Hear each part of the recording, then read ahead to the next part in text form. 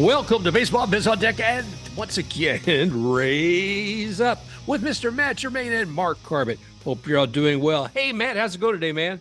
I'm living the dream and I'm about to get to see Deadpool Wolverine. I'm pretty excited about it. Well, it's interesting because you look at those two guys and you can tear them up and they regenerate and they tear them up and regenerate and you keep doing this over and over again. And it kind of reminds you of a certain baseball team. Yeah, that's fact. And I also just watched Ryan Reynolds on Hot Ones with Hugh Jackman, and it was pretty hilarious to watch. You see some stars sometimes together, and they're just together because of that movie or that event. You can tell these guys hang out and they actually like to be around one another. So it's kind of fun to watch them, and because of that. But I do like Ryan Reynolds a lot, being Canadian and having watched him with Two Girls, a Guy in a Pizza Place ever since then, basically, and he's been kind of an actor I've kind of followed pretty closely. So I think it'll be a lot of fun. There's not many Marvel comic movies out there that I follow as closely as overall. I think Mr. Strange or Doctor Strange, I should say. Mr. Uh, Strange. yeah, my daughter's got me on the Spider-Man kick as well because she likes the newest ones that have come out. Between those and the Deadpool ones, those are pretty much the ones I follow the most closely. Now, is that the Miles Morales, the animated guy? Yeah, that one and the other ones, like the just not the original Spider-Mans, I guess. Well, yeah, way back in the wind. It's I love the theme though. Hmm. Anyway, it could be swinging from the rafters of the Rays today. My goodness, man, here we are. It's Thursday, July 25th. I was thinking earlier this month, July 1st, my dad's birthday, Bobby Bonilla Day, Canada Day. Is this your birthday?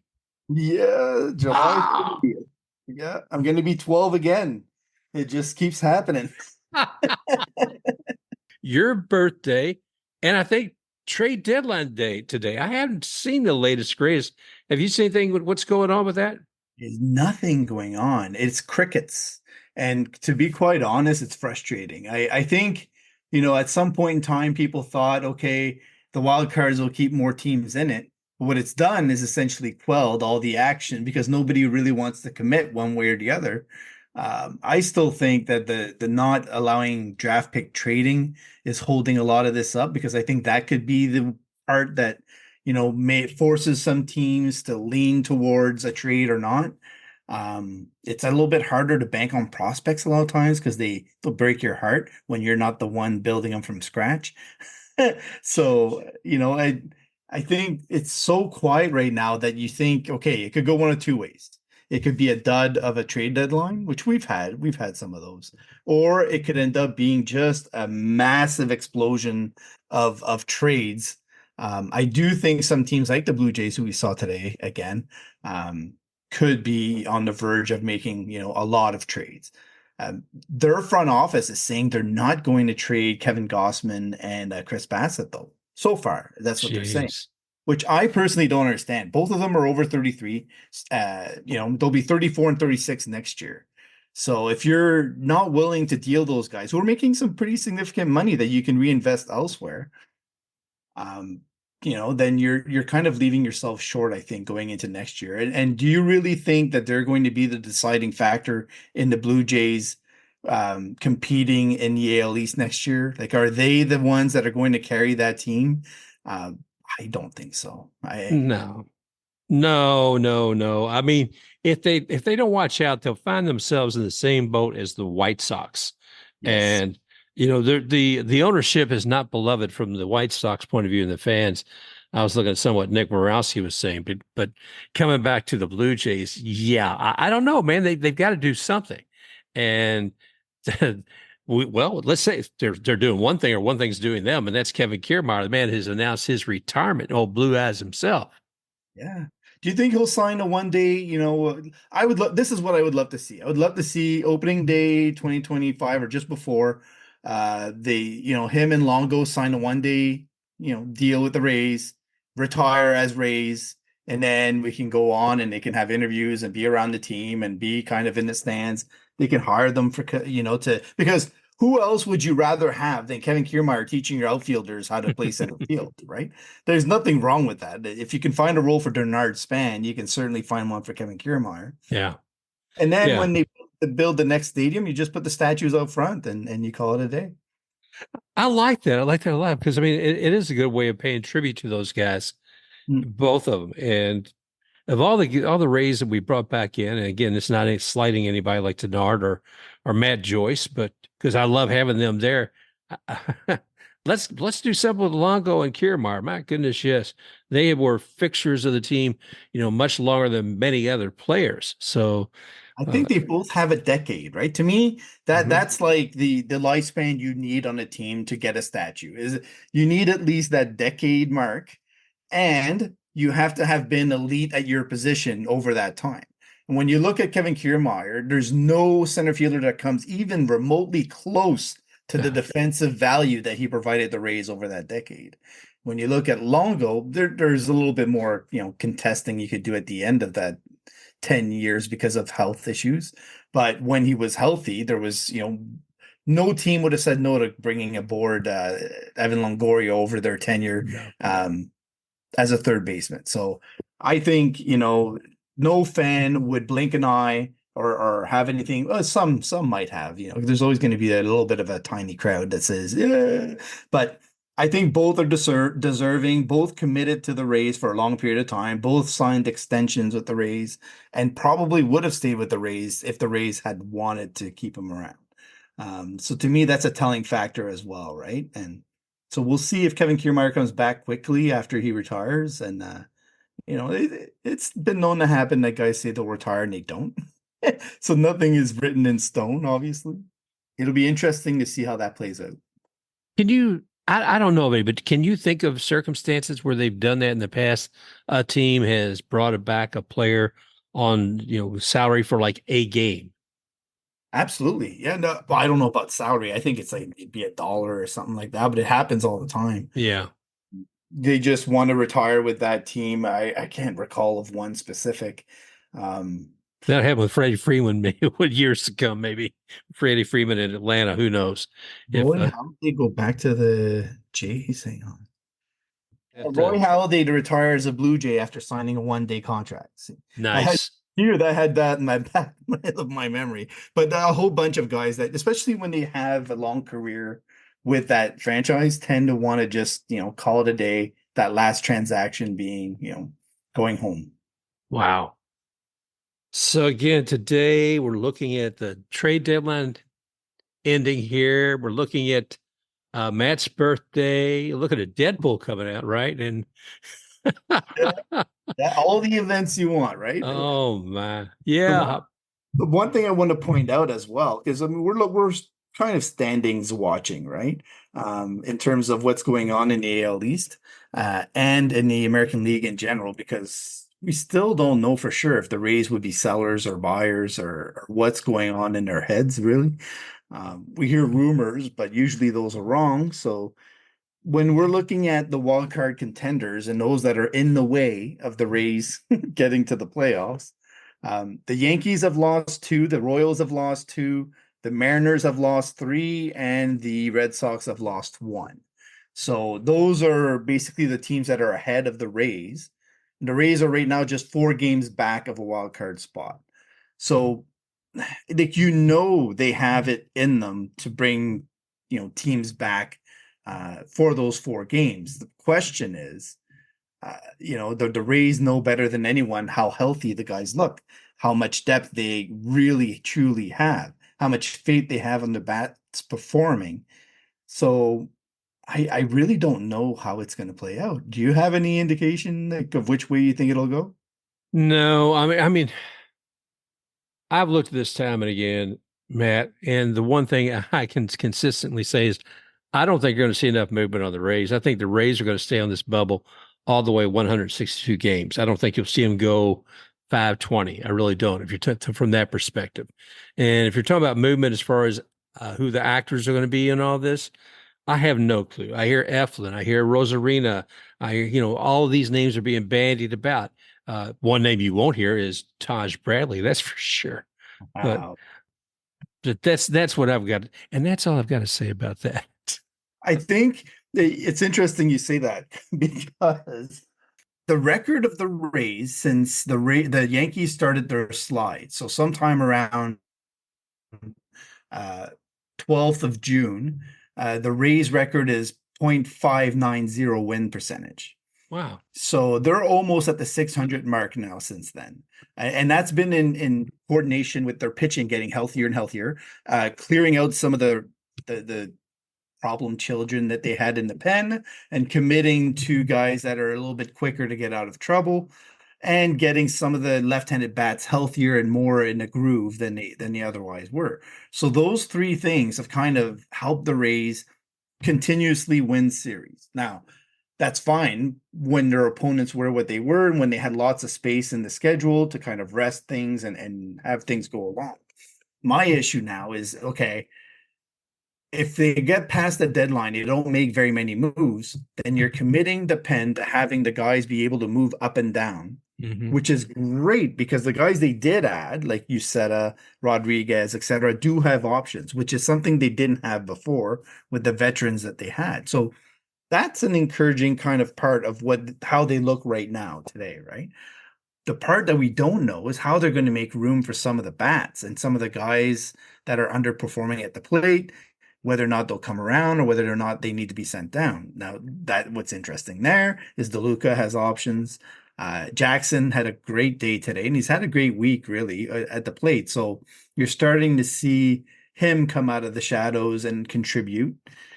So the real question marks now, when you look at the Rays, is if they do stand pat, if they do stay the way they are or close to it, how much production they can get out of shortstop, if Brandon Lau can stay healthy, and whether or Wow. not Josh Lowe can become healthy and can contribute at any point in time. Those to me become the big questions that the Rays have to be banking on, and they have the information we don't health wise, right?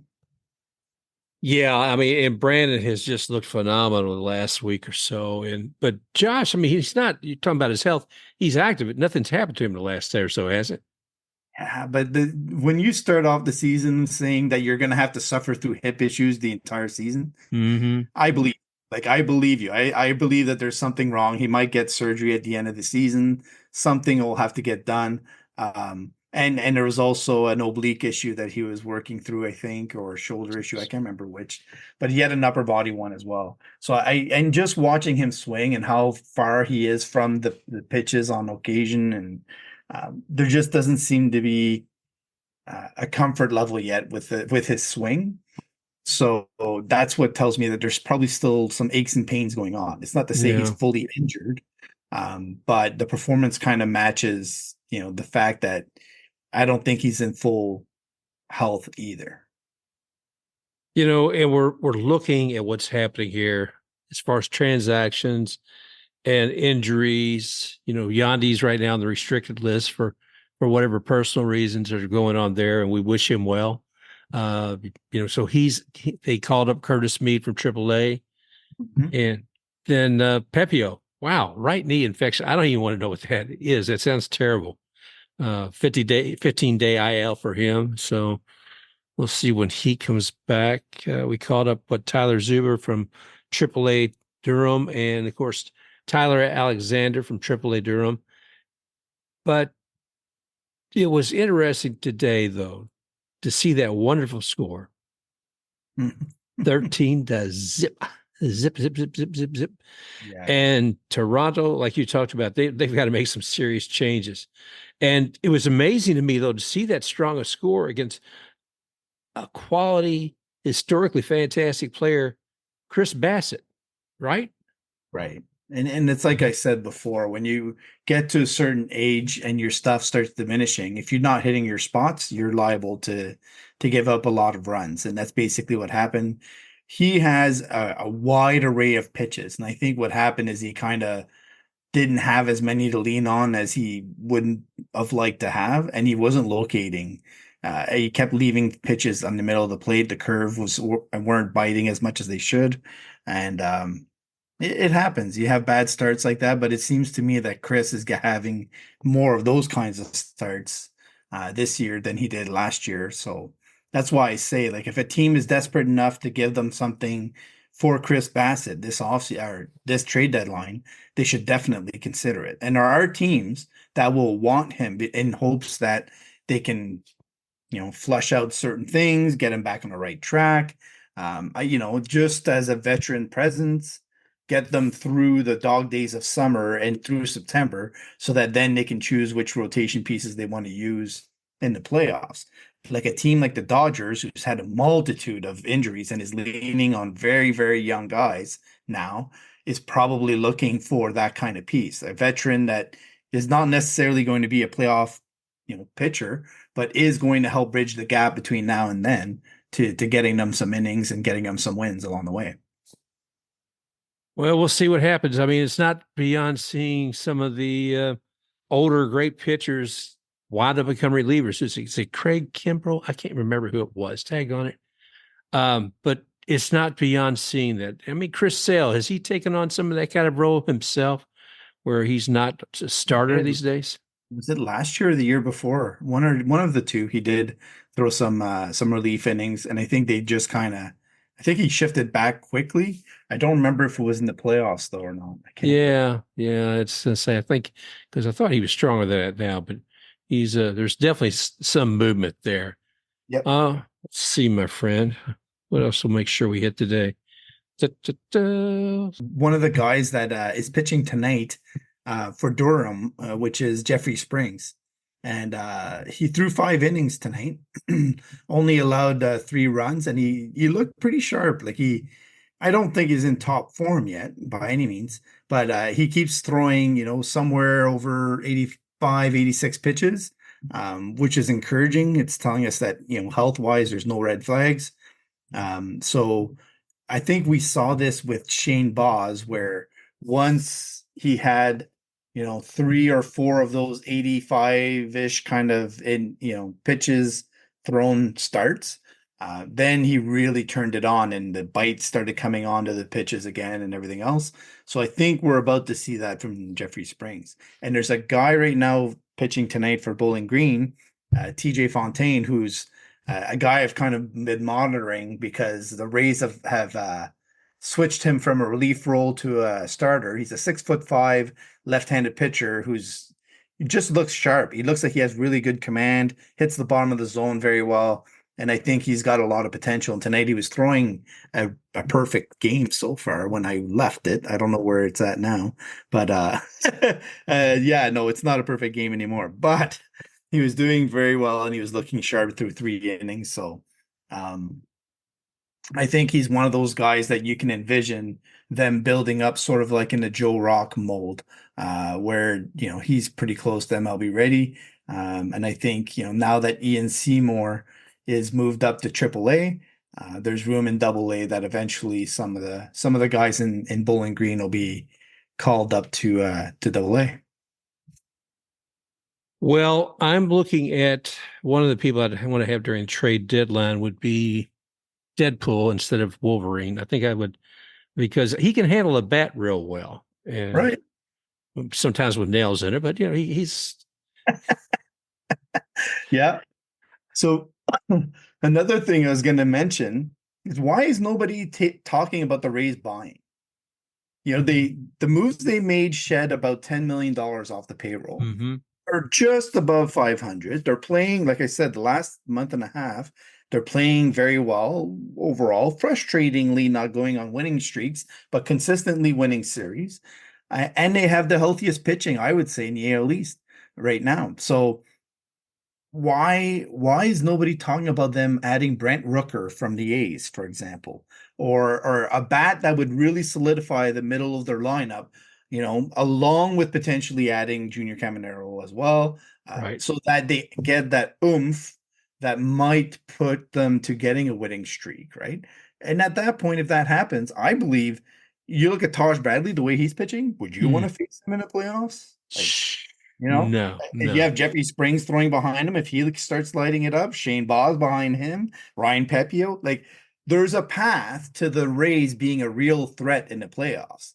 And their players have a lot of postseason experience that they can apply now. I think the Rays are being overlooked as a potential buyer, and I would not be surprised if they do. I know people say they're not going to buy, they're not going to sell, they're going to do both sort of thing. But I think there's a chance they could actually lean more towards the buying because a lot of teams are sliding back and they're getting healthier at the right time. Well, we'll see. I know Eric Neander likes to play him close to the vest sometimes, so I will be very curious to see what he does. I mean, we look at this team and you look at the money that they're saving is to get rid of Franco's money. And you look at what Richie Palacios, he's been performing like nobody's business. He's making less than $1 million, 745,000, I believe. Paredes, all-star. He's making $3 million a year right now. He'll be a free agent in 2028.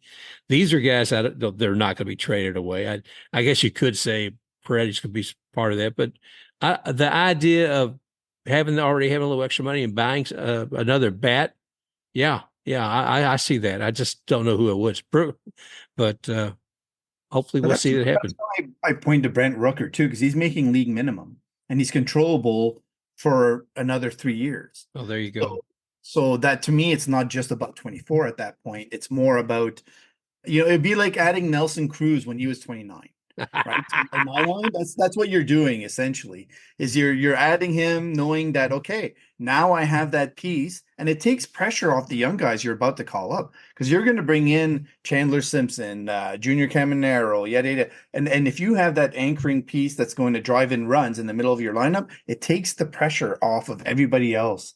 I think the Rays need to do that in some way because Brandon Lau's not going to be there forever. No. Neither is Yandy Diaz. They're both going to, step aside at some point, and so you're going to need that bat that is consistently producing. And if Josh Lowe keeps getting aches and pains, he's not going to be able to be one of those bats. Well, Matt, I know you've got to get to the show, so I mean, if we want to wrap at this point, we can. But if there's a point or two you want to hit, I'm good with that too. Uh Pointers. So we've seen some kind of interesting things across baseball, I think, in the last little bit, and I think it's kind of fun to look at all the races and all the different standings, dilemmas that are going on, and the buyers and the sellers. And to me, this is one of those times of year when your team can significantly change its path of the future, right? And so it's interesting to hear everybody scream at certain teams, oh, they need to sell. So I'll give you an example, like the Cubs, right? The Cubs are at 49 and 55, and everybody says, oh, they need to sell. But then in the same breath, they'll look at the Texas Rangers, who are only 2 wins ahead of that, and they'll say, "Oh, well, the Rangers won't sell. They'll like so." It's such a wide variety of opinions, and I think because there's so many teams in it in the National League, which is ridiculous. Even if you're out of your division race, you're still within 5, maybe 6 games of the wild card in the National League. Then really, how can you commit to selling? It's kind of hard. I get it.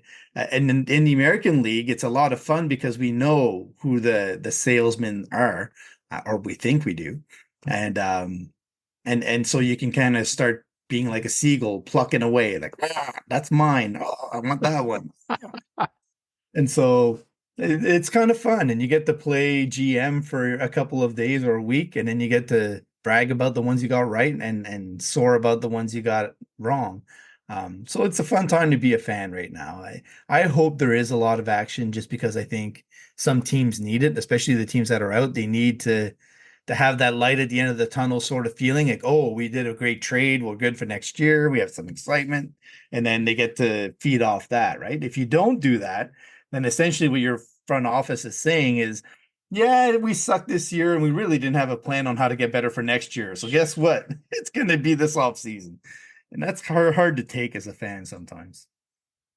It is indeed, my friend. And as fans, I mentioned earlier the poor folks that are White Sox fans. Nick Morowski, I saw a post, where he's been a season ticket fan for 7 years, Mhm. and he says, "Nope, not going to do it." And he posted that on Twitter. And he's Nick Morowski was with a podcast called Good Gas Talk Back.